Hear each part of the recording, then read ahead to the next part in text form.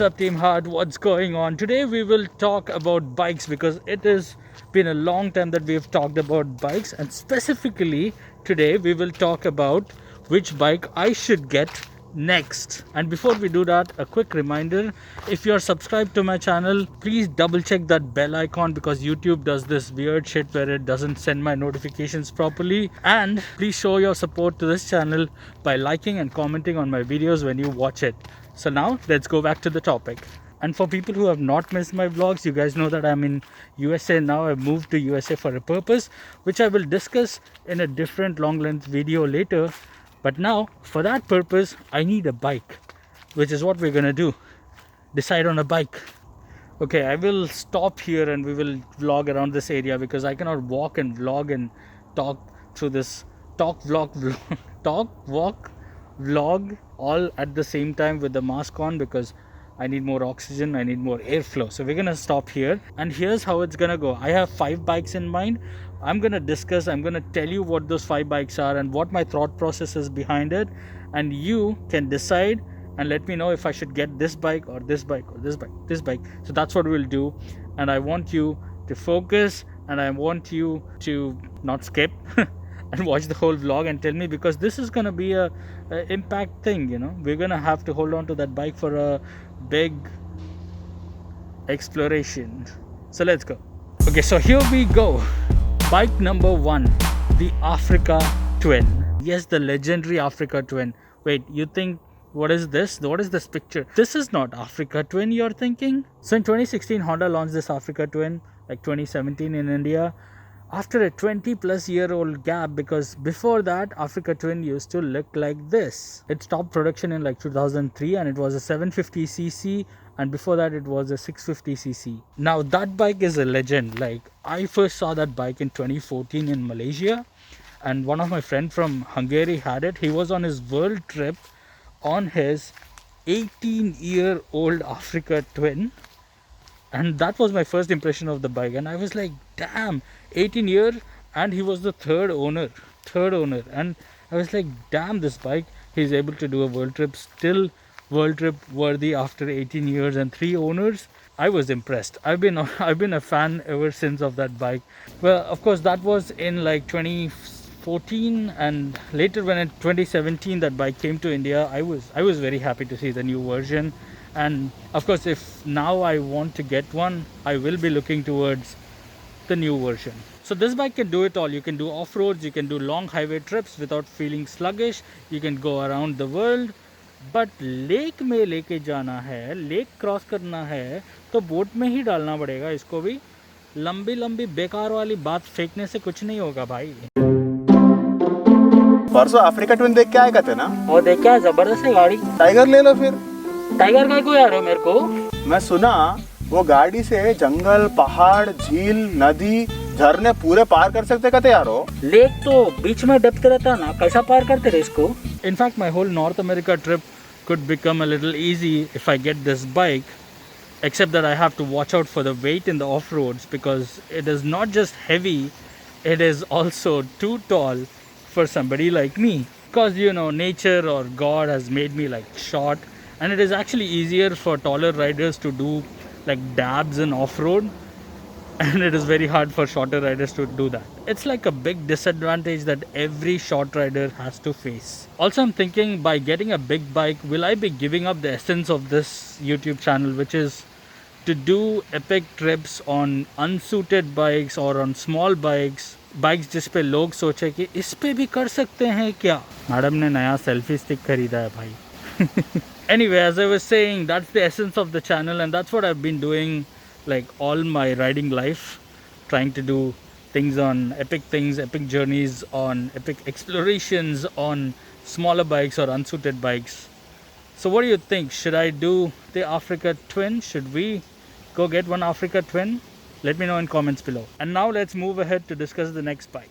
Alright, so bike number 2, Kawasaki Versys X 300. This is a wonderful bike. In fact, all the bikes that we're going to discuss today are awesome bikes, and are most probable that I'll buy it.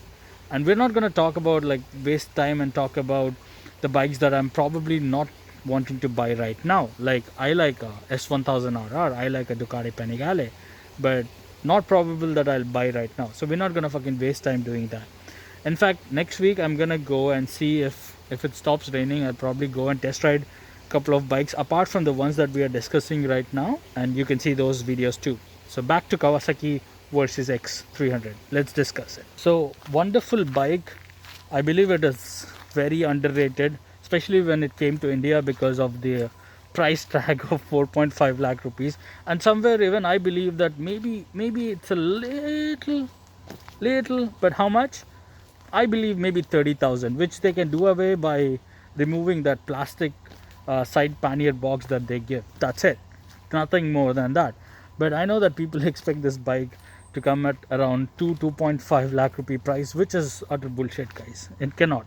Imagine a Hyosung with its GT250 was demanding 3.5 lakh rupees, and this is a Kawasaki we are talking about, twin cylinder, proven engine.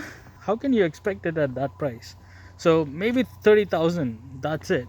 But it's a wonderful bike. It's also like a mini ADV bike, very capable for touring, very capable for like mild to a little higher off-roading also, except maybe if you can disable that rear ABS on purpose. I mean, that would make it even more awesome. And the people who see this bike for what it is, or people who can see this bike for what it is, are the only ones that end up getting one, while others will spend their time cribbing about making a video about how pricey it is and blah blah blah and blah blah blah blah blah blah. 1 lakh add karunga, 650 mil jayega, kya fayda. And the plus point to my argument is that I know at least one motor traveler in India who has this. I mean, like an actual traveler, not the social media long ride guys kind of traveler, but an actual motor traveler who has this. And also my friend in Bali, there's a train going from a friend in Bali, Buledoyan Motor, has one too. And also I rode it in Bali too, remember? And if I was gonna stay in India any bit longer, that is like I was done dealing with whatever I was dealing with from 2015 to 2017, and finally made my comeback to travel in 2017. And we did that little stunt with the Africa single, you know, the taking the Navi to touring.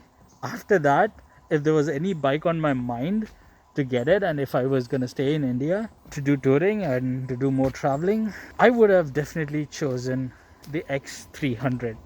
But plans have changed, and now I'm in USA and I'm gonna continue the trip from this side of the world. So what do you think? X 300, should we do it? It's actually a little bit cheaper here than it is in India, and that new white color, oh awesome, 2020 edition is looking so good.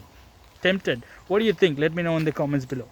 Alright, moving along, bike number 3, the Yamaha R6. Now throwing everything that I just said about the other two bikes out of the window, and only maybe sticking to one part of the essence of this channel, which is to use unsuitable bikes. Just like I used to go touring on my R15 in India, I was thinking maybe should I begin North America just the same way,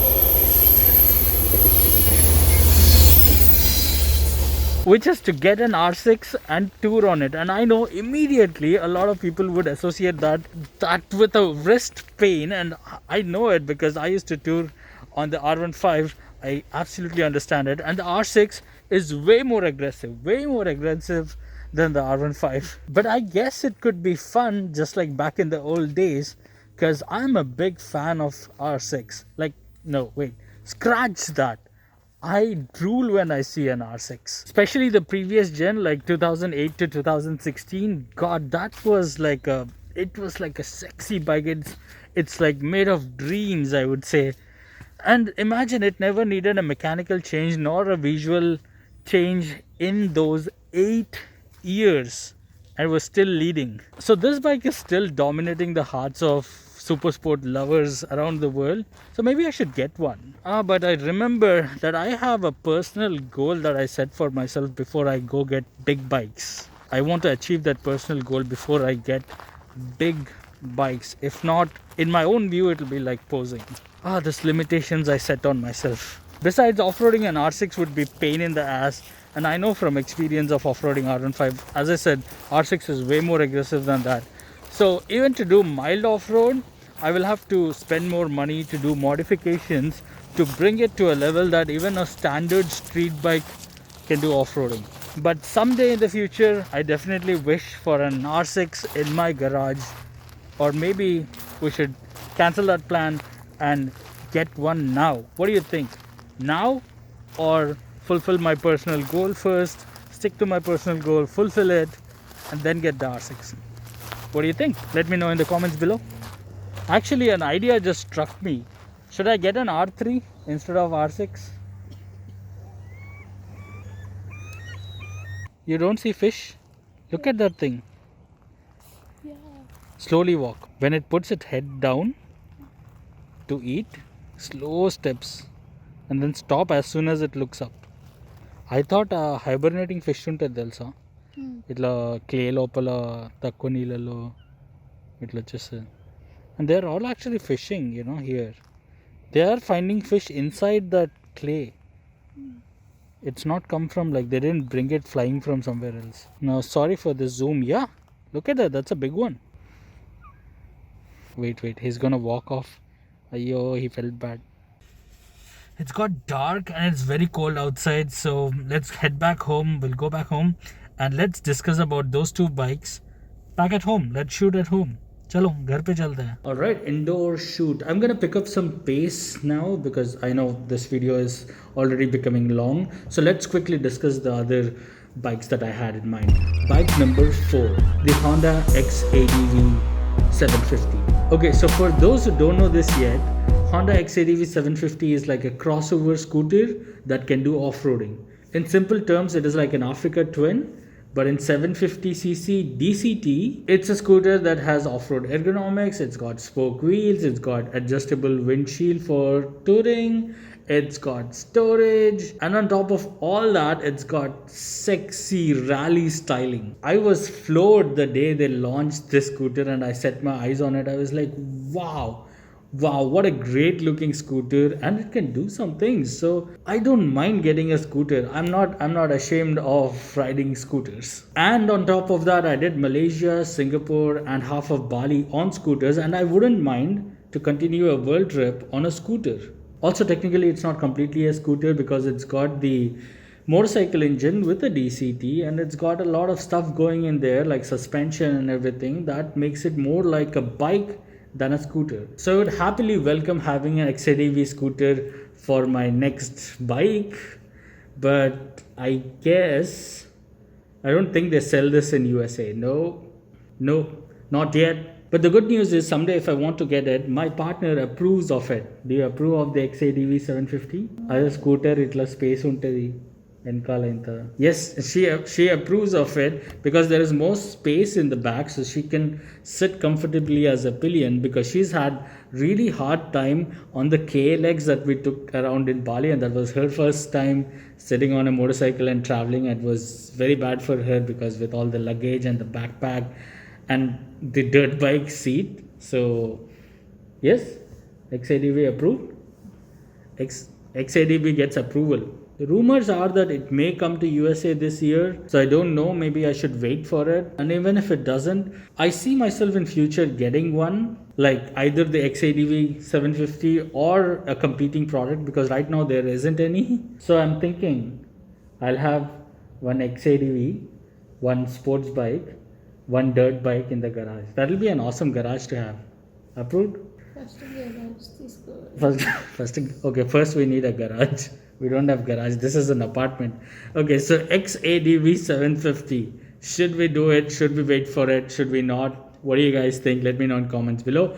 And we move on to the next bike. In fact, wait, before we move on to the next bike, I have one special bike that I'm just adding in as an honorable mention, because that is not part of the list. So honorable mention bike, the Honda Grom.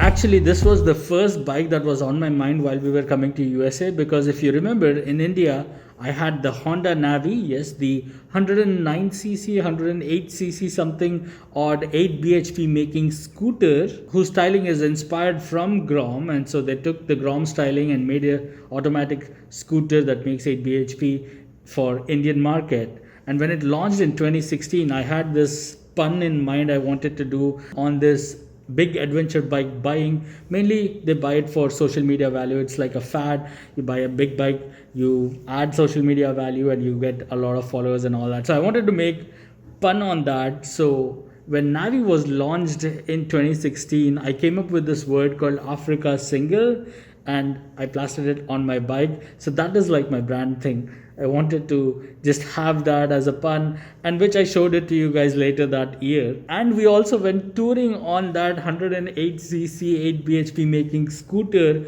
with like 12-inch and 10-inch wheels. And I'm sure a lot of people who follow me still burst out into laughter when you hear the word Africa Single. So on the flight to USA, I was still thinking maybe I should again buy a Grom and continue that pun, keep continuing giving the middle finger to the posers, and tour USA on the 9 bhp 125cc machine. Yeah, like how about that? Take a Grom and ride it across USA.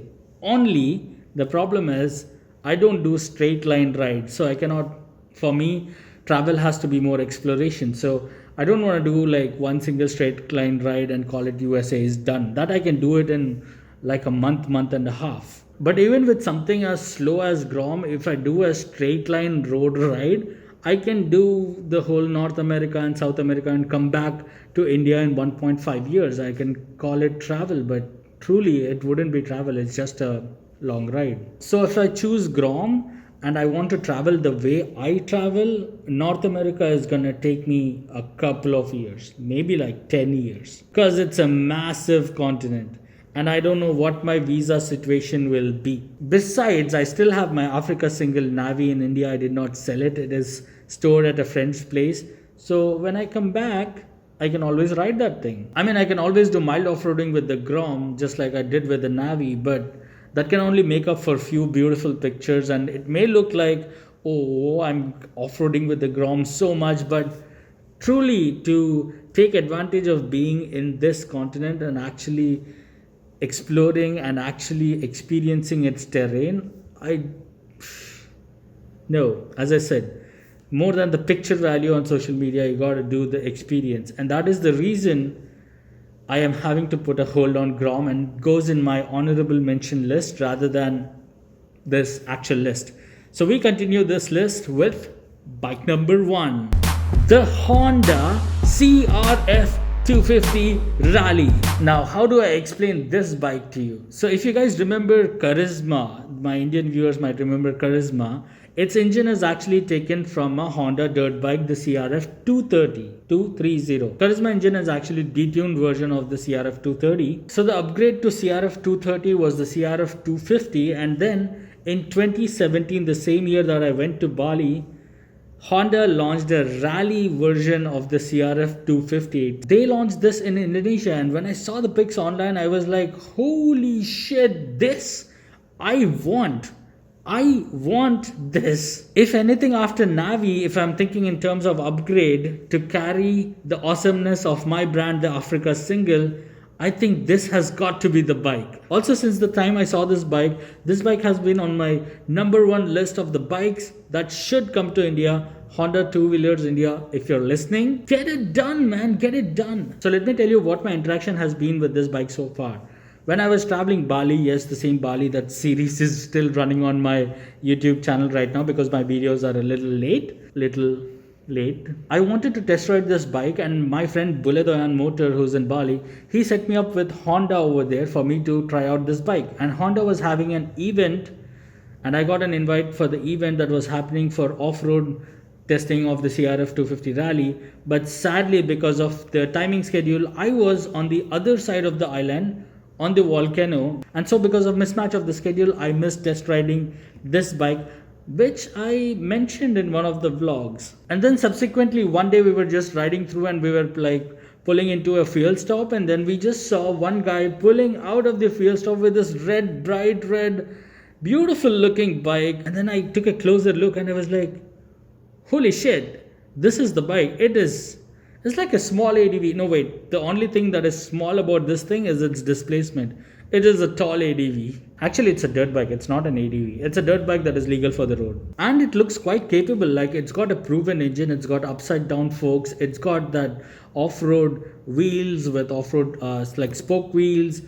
It's got rally styling that's going for it. Well, as I said already, it's a dirt bike that has been made street legal, and given the rally styling, that makes it look pretty good. It's a little bit heavier than a normal dirt bike would be, but it is still the lightest in the whole list that we talked about today, except the Grom. But there is one thing about this bike, that is, it is bloody tall. Like, it is as tall as the Africa Twin. Even the folks that are half foot taller than me complain about this bike being too tall. So I don't know, do you think I'll be able to handle this tall bike? Should I get the CRF 250 Rally?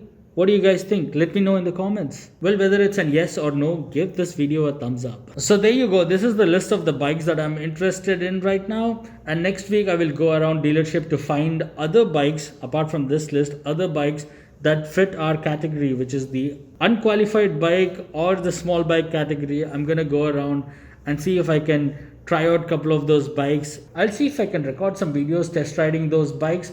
But stay tuned for my new bike reveal as I get one for North America.